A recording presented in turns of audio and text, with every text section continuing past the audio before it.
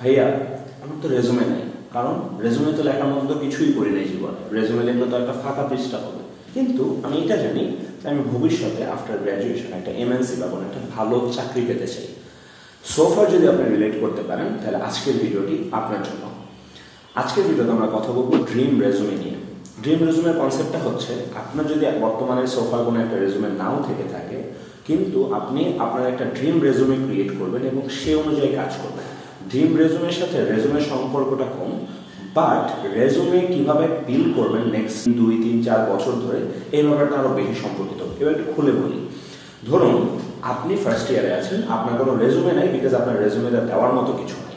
First জিনিসটা যেটা আপনি করবেন, আপনি 4 বছর পরে নিজেকে কোথায় দেখতে চান এটা একটা খাতা কলমে লিখে ফেলবেন।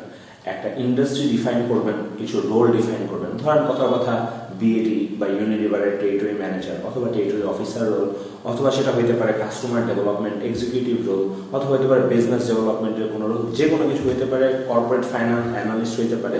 এখন আপনি যদি এটা মনে হয় যে আমি আসলে কোথায় ল্যান্ড করবো সেটাও জানি না, সেক্ষেত্রে আপনি আপনাদের অ্যালামনাই দেখতে পারেন যে তারা অ্যাকচুয়ালি কোথায় যাচ্ছেন, এবং তাদের সাথে কথা বলতে পারেন এবং দেখতে পারেন যে তাদের লাইফস্টাইল বা তাদের জবের যে কাজকর্ম সেটা আপনার সাথে ম্যাচ করে বা আপনার প্যাশনের সাথে যায়।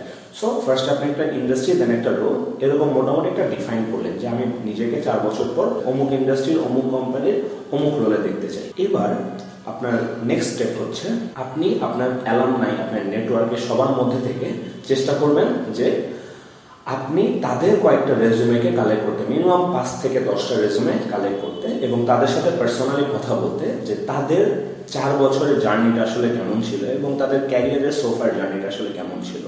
কারণ যেই মানুষটা আপনি যে জায়গায় যেতে চান সেই জায়গায় চলে গিয়েছে, সুতরাং সে যেই এক্সপিরিয়েন্স দিয়ে হেঁটে এসেছে, মোটামুটি বলা যায় আপনি যদি সেটা গো থ্রু করেন তাহলে তার কাছাকাছি কোনো একটা জায়গায় আপনিও পৌঁছাতে পারবেন। অথবা আপনি এমন হতে পারে যে আপনি হয়তো তাদের রেজুমে কালেক্ট করতে পারছেন না বা তাদের কারো কাছে আপনার অ্যাক্সেস নেই। সিম্পল হিসাব হচ্ছে লিঙ্কডিনে যাবেন, ওই রোল লিখে কোম্পানি ফিল্টার ইউজ করে সার্চ করতে পারবেন যে আমি অমুক কোম্পানির এই রোলে কারা আছে তাদের লিস্ট চাই। তাদের সাথে তাদেরকে সবাইকে রিকোয়েস্ট পাঠান। 10 জনকে রিকোয়েস্ট পাঠালেন, 5 জন অ্যাকসেপ্ট করলো। 5 জনকে মেসেজ দিলেন, 2 জন রিপ্লাই দিল। 2 জনের সাথেই কথা বলেন, তাদের এক্সপিরিয়েন্স কেমন ছিল, তারা ইউনিভার্সিটি লাইফে কি করেছে, কোন স্কিলস তাদের ছিল, কোন ইসিএ সিসিএ মানে এক্সট্রা কারিকুলার কো-কারিকুলার অ্যাক্টিভিটিস তারা করেছে, এই পুরো ব্যাপারগুলো জানেন।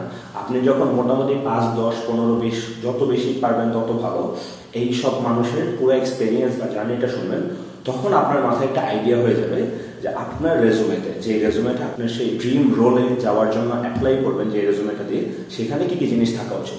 আপনি হয়তো খেয়াল করে দেখতে পারেন তাদের সবার মধ্যে বিজনেস কম্পিটিশন, ইউনিভার্সিটির ক্লাব, এই কয়েকটা ব্যাপার খুব কমন ছিল। সুতরাং আপনি আপনার ড্রিম রেজুমেটা নেবেন, একটা সাদা পৃষ্ঠা নেবেন, দেন লিখে ফেলবেন যে 4 বছর শেষে আপনার একটা ক্লাবের একটা প্রেস্টিজিয়াস পজিশনে থাকা উচিত, 2 থেকে 3টা বিজনেস কম্পিটিশনের অ্যাটলিস্ট ফাইনালিস্ট হওয়া উচিত, অথবা অমুক কোর্সটা বা অমুক স্কিলসটা শেখা উচিত, বা এই 2 থেকে 3টা এক্সপিরিয়েন্স নেওয়া উচিত। এই রেজুমেটা যখন আপনি একটা বানায় ফেলবেন, পুরোপুরি হাইপোথেটিক্যাল একটা ব্যাপার, এবার এটাকে টাঙায় রাখবেন, যে জায়গায় আপনি পড়তে বসেন, কাজ করেন, জায়গায় টাঙায় রাখবেন এবং নিজেকে ওইভাবে রিমাইন্ডার দেবেন যে কাজগুলো আমাকে করতে হবে।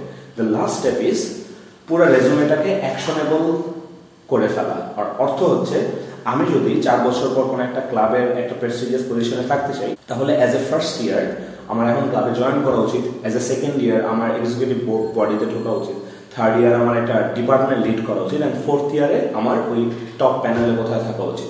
সেম লাইক দ্যাট, আপনি যদি 4 বছর শেষে 2-3টা কম্পিটিশনের ফাইনালে চলে যেতে চান, ফার্স্ট ইয়ারে আপনার 4, 5টা, 10টা, 20টা কম্পিটিশনের ফার্স্ট রাউন্ড, সেকেন্ড রাউন্ড পার করে ফেলা উচিত। আস্তে আস্তে ওইরকমভাবে নিজেকে প্রিপেয়ার করা উচিত। আমি এরকম অনেককে দেখি যারা 4 বছর শেষে এসে বোঝে যে ইউনিভার্সিটি লাইফে তাদের এটা করা উচিত ছিল এবং এটা করা উচিত ছিল, জব মার্কেটে গিয়ে দেখে যে তাদের কাছে আসলে অনেক কিছু নাই।